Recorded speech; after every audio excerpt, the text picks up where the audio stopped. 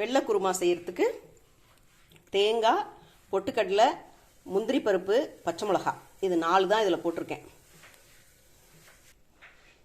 அந்த தேங்காய், பச்சை மிளகாய், முந்திரி பருப்பு அண்டு பொட்டுக்கடலை இது 4ம் சேர்த்து அரைச்சி பேஸ்ட் ரெடியாக வச்சுருக்கிறேன். இது கடைசியாக தான் போடணும் வெள்ளை குருமாவில். இப்போ அடுத்தது குக்கர் வச்சுருக்கேன் அடுப்பில். இந்த குக்கரில் என்னென்ன போட்டு தாளிக்கணும்னு பார்ப்போம்.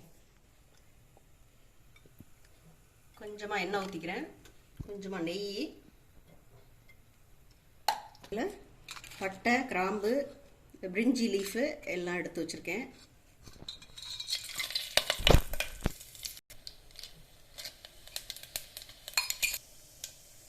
அடுத்தது வெங்காயம், தக்காளி, கருவேப்பிலை இது எல்லாம் இதில் போட்டுக்கிறேன்.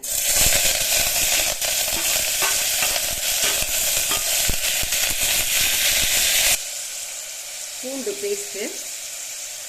பேஸ்ட்டு போடுறேன்.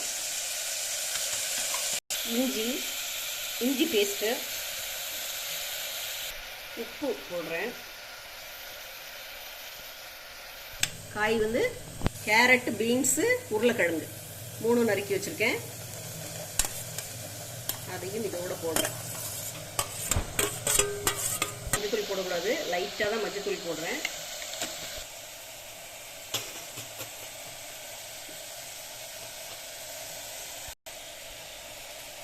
இதில் கொஞ்சமாக தண்ணி ஊற்றணும்.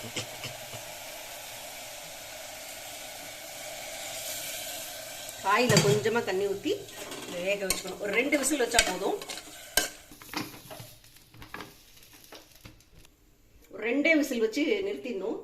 நிறுத்திட்டு அதுக்கப்புறமா இந்த பேஸ்ட் அரைச்சி வச்சுருக்கோம் இல்லையா, தேங்காய், முந்திரி பருப்பு, பொட்டுக்கடலை, பச்சை மிளகாய் எல்லாம் சேர்த்து அரைச்ச இந்த பேஸ்ட்டை அதில் போட்டு ஒரு கொதிக்க விட்டு கொத்தமல்லி தூவி இறக்கிட வேண்டியதுதான்.